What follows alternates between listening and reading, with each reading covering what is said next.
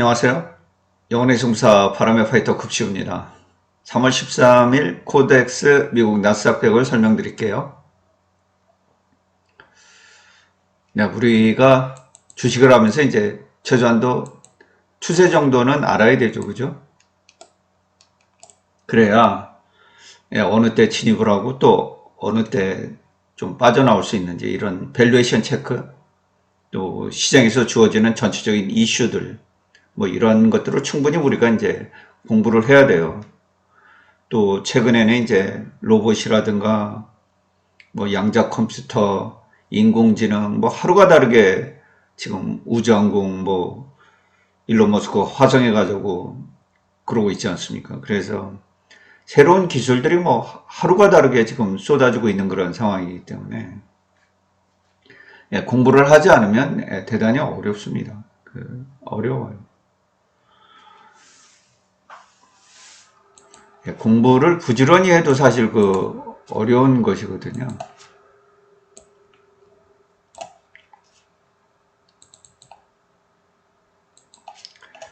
어쨌든 현재는 뭐 200일 이평선 이 지지를 이제 받고 있다.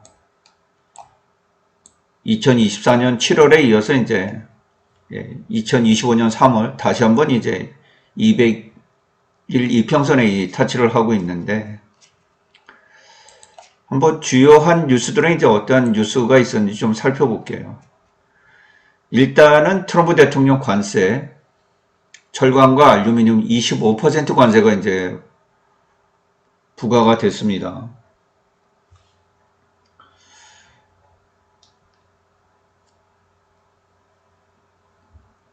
참, 어려운 일인데요. 이 상당한 물량을 이제 캐나다로부터 수입을 하고 있기 때문에 참 어려운 결정이에요. 알루미늄이나 철강이 이제 많은 산업에 뭐 자동차라든가 우리 여러분들 뭐 알루미늄 셰시 이런데 이제 창문, 창틀 뭐 이런데 다 철강이나 알루미늄이 쓰이는 거 아니겠어요? 네, 여기다가 25% 관세를 부과한다. 물론 뭐 자국 내 철강과 알루미늄 기업들에게는 도움이 될 여지가 있겠습니다만, 전체적으로 산업에 긴요하게 쓰이는 재료이기 때문에 이것이 향후에 이제 물건 가격들을 어떻게 올릴지, 뭐 자동차 가격 포함해서요. 참 걱정스러운 그런 부분이에요. 그래서 이 트럼프 대통령은 뭐 미국 경제가 좋다, 뭐 주가 내리는 것도 신경 그렇게 쓰지 않는다. 뭐 나중에 보면 알 것이다. 경기 침체 리스크에 대해서 인정을 하지 않고 있는 그런 상황이에요. 유럽은 뭐 좀 이 관세 부과를 이제 4월 달로 늦추긴 했습니다만은 약 260억 유로, 그러니까 원화로 한 41조 원 미국 상품에 대해서 4월 달에 관세 부과를 보복하기로 이렇게 의사결정을 이제 한 상황이에요. 25%의 이제 미국산 수입품에 대해서 관세를 부과할 예정입니다. 그 다음에 이제 캐나다는 뭐 3월 13일 날 관세가 부과가 되고 있습니다. 미국산에 대해서.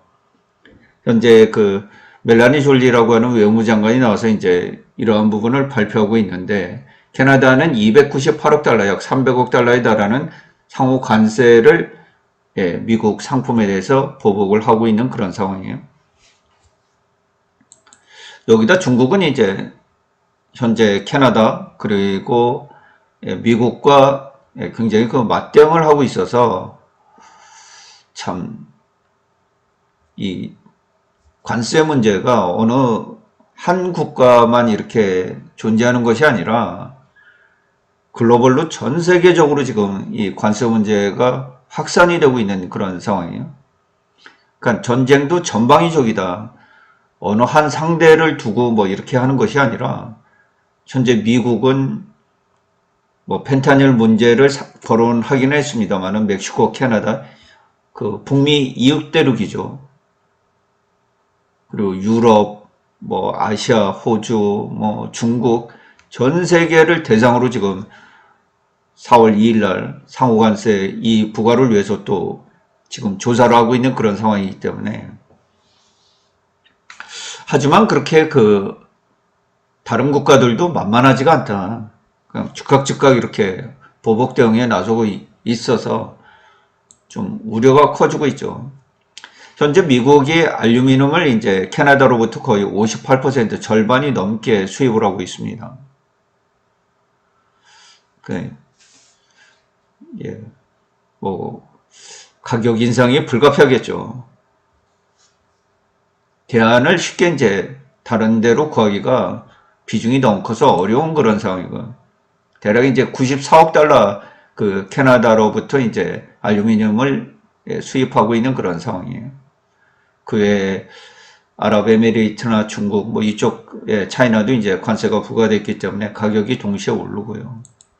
하여튼 걱정이 많습니다. 근데 이제 어제 그 소비자 물가 지수가 기대보다 좀 낮게 나오고 1월보다 낮게 나오면서 이제 주식을 단기간에 이제 급등시켜버리는 그런 일이 있었는데, 유럽 시장도 뭐 이런 흐름에 이제 영향을 받아서 좋게 끝났습니다. 또 러시아 우크라이나 이제 종전 휴전 협상 뭐 이런 여지도 있고요. 그런데 계속해서 이제 소비자 물가 지수가 좋아서 거의 나스닥 선물이 뭐 2%까지 이제 이렇게 그 단기간에 이제 빠르게 올랐는데, 계속해서 관세 문제가 이제 압박을 지속해서 이제 하게 된 거죠. 그래서 장 초반에 보면 이제 급락을 했다가 11시까지 급락을 했다 이제 회복하는 과정이 펼쳐져서 나스닥 지수가 1.22% 마감이 됐고요. 우리나라 선물 지수가 이제 오전에 좀 강했고, 오늘 코덱스 미국 나스닥이 어제 오전에 이제 오늘 오전에 좀 강했어요. 좀 바로 매도를 해버렸는데 지금 오래 들고 있을 수가 없어요. 뭐 더 이상 그 나스닥 선물이 아침에 이제 0.3% 강세 뭐 이 정도에서 더 이상 오르지는 않더라고요. 그래가지고 그냥 익절을 해버리고 말았는데, 다행히 뭐 그 뒤로 주가가 이제 곤두박질 치기는 했습니다. 뭐 오늘 장중에 아침에는 이제 19,000원대를 넘기도 했었고요.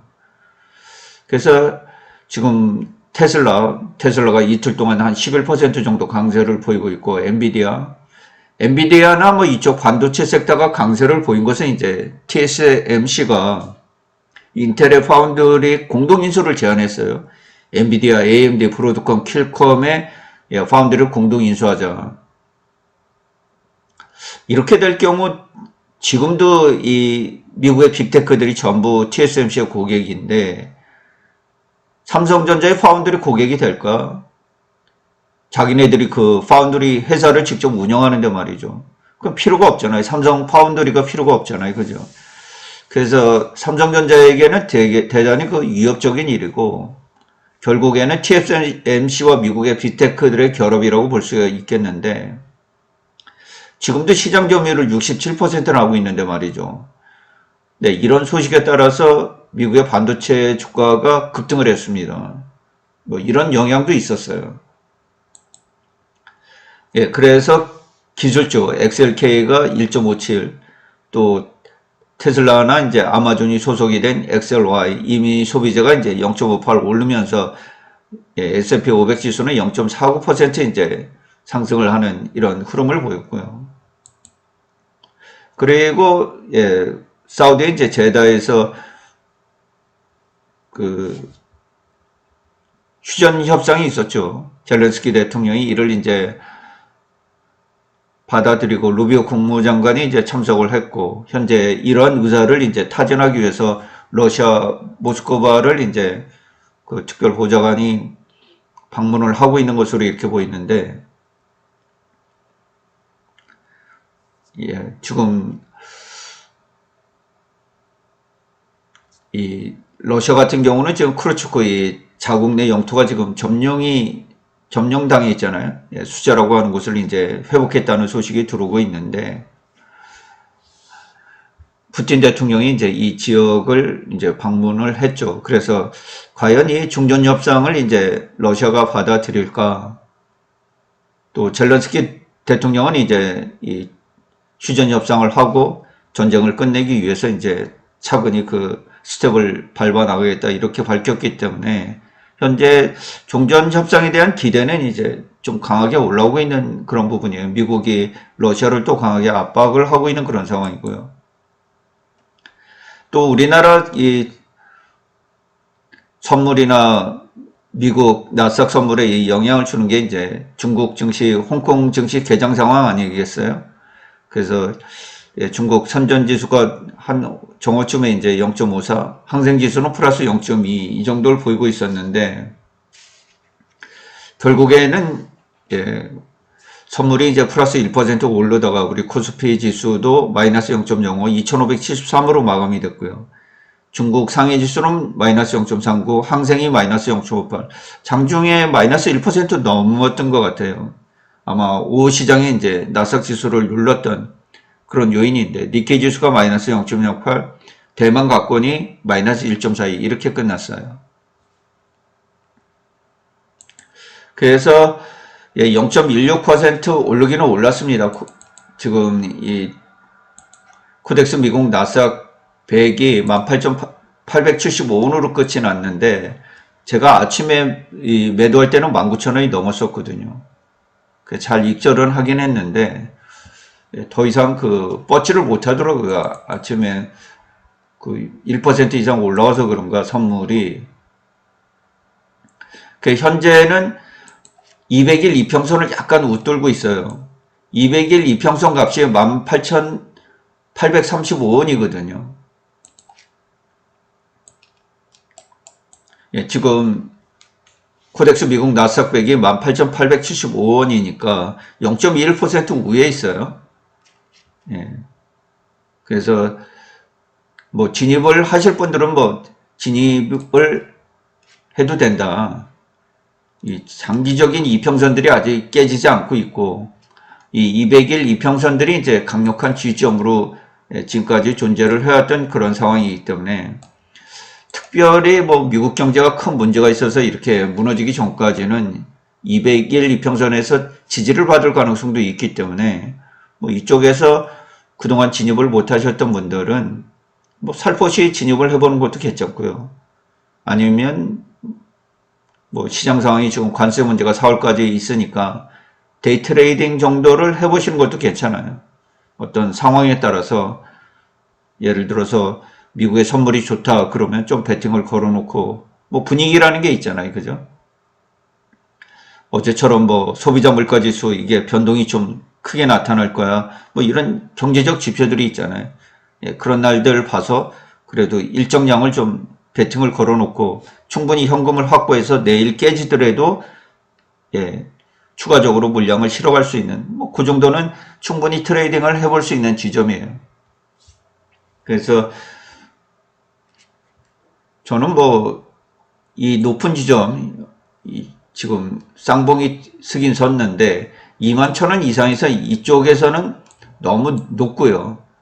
사실 어떤 조정이 나올 만한 그런 충분한 기간이 있었다. 주가가 에너지가 다 거의 소멸이 될 듯한 트럼프 대통령에 대한 그 기대감, 그러니까 정부 규제 완화, 또 여러 가지 뭐 감세 정책, 또 기업들 법인세 인하 이런 기대감이 맞물리면서 이제 어떻게 보면 억지로 막 이렇게 당겨서 올라온 것이거든요. 그래서 굉장히 가바가 많이 걸린 구간이었다.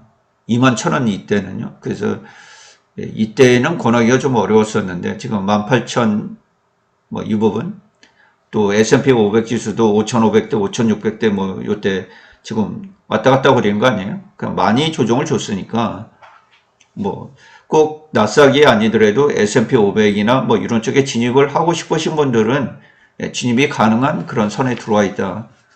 이렇게 보시면 되겠어요. 그렇다고 올인을 하지는 마세요. 아직까지 뭐 그 정도 싸다고 볼 수는 없거든요. S&P 500 밸류션이 20배를 넘고 있으니까 뭐 이전처럼 17배 뭐 이렇게 떨어져 가지고 완벽하게 미국 증시가 싸졌다 이렇게 볼 수는 없어서 100% 올인하지 마시고 뭐 일정량 자기가 충분히 방어할 정도는 진입을 하셔도 무리가 없겠다. 뭐 이렇게 보입니다. 근데 오늘도 뭐 큰 변동이 없었어요. 뭐 크게 드릴 얘기도 없고 현재 4월달까지는 트럼프 대통령이 상호 관세 이 부분을 지켜봐야 되고요. 현재 멕시코도 지금 관세를 이때까지는 유예하겠다는 거 아닙니까? 그래서 반도체 또 캐나다에 대한 목재, 유제품 뭐 이런 것들이 관세가 부과가 되는지 뭐 어떤 변화가 생길지 모르잖아요. 그리고 트럼프 대통령이 이제 시진핑 주석과 뭐 통화를 한다고 하니까 서로 또 관세가 철회될 가능성도 있고 뭐 여러 가지 이제 복합적인 일들이 남아 있어요. 그리고 루트닉 상무장관도 이제 온타리오 주지사하고 또 만나서 뭐 협상을 한다고 이렇게 하니까 서로 이 필요한 부분들이 있지 않겠어요. 지금까지 수십 년간 이 물자를 주고받으면서 교역을 해왔던 국가들이기 때문에 상대국에 대해서 의존하고 있는 상품들이 있거든요. 그 무한정 이 관세 정책을 끌고 가기에는 요번에는 그 관세 부과가 뒤늦게 됐기 때문에 2월 소비자 물가 지수에서는 이 부분이 반영이 안 됐어요. 예, 앞으로 지금 3월 12일 날 부과가 됐으니까 뭐 중국 제품 조금 전에 부과가 됐으니까 이제 이런 것들이 아무래도 3월, 4월 경제 지표들에 나타날 거 아니에요. 그죠? GDP 성장률도 지금 역성장으로 떨어지고 있고요. 그래서 이런 경제 지표들은 앞으로 이제 3월달, 4월달 뭐 이런 지표들을 좀 확인을 해봐야 될 것 같습니다. 뭐 그때 만약에 지표들이 이제 굉장히 악하게 나오면 트럼프 대통령으로서도 계속해서 강공책을 밀어붙이기가 쉽지는 않을 것 같습니다. 현재는 강경하게 나오고 있는데 그래서 전체적으로 이런 부분들을 검토하시면서 현재는 기다리던 조정의 그 지점까지는 들어와 있다. 뭐 이렇게 보시면 되겠습니다. 저는 내일 다시 찾아뵙도록 하고요. 시청해 주셔서 진심으로 고맙습니다. 급시의 주식여행은 언제나 향기롭습니다.